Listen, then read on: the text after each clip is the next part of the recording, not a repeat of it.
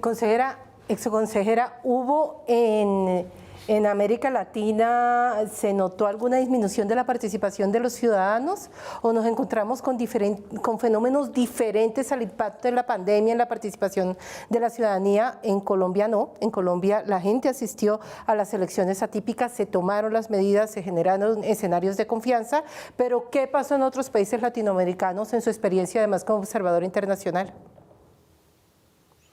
Me parece que poder decir qué pasó en los países latinoamericanos depende de cada uno de los países y del contexto en el que se celebraron las elecciones.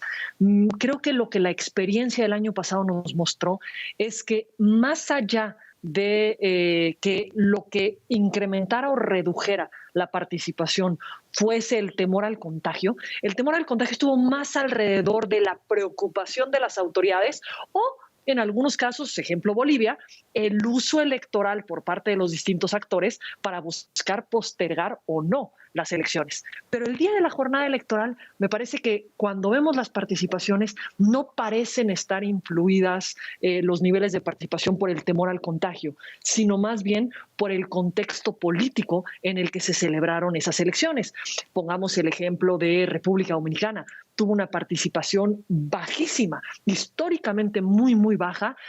precisamente porque, si recordamos el caso de República Dominicana, se pudo postergar muy poco la elección porque de no celebrarse en la fecha que se celebró, lo que se generaba era un vacío constitucional, además de los problemas que venían acarreando de la elección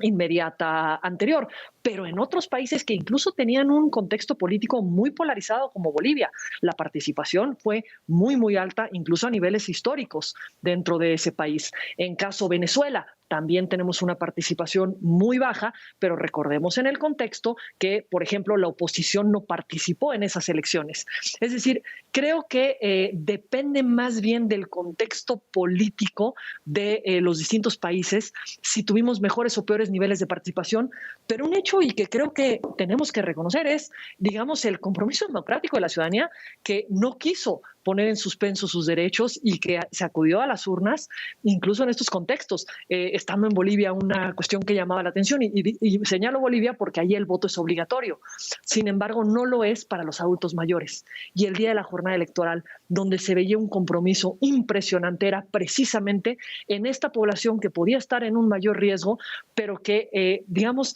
se apropiaba de la democracia para formar parte de la decisión de quiénes gobernaría y quiénes le representaría. Y creo que esto también son de los aprendizajes que tenemos en la pandemia.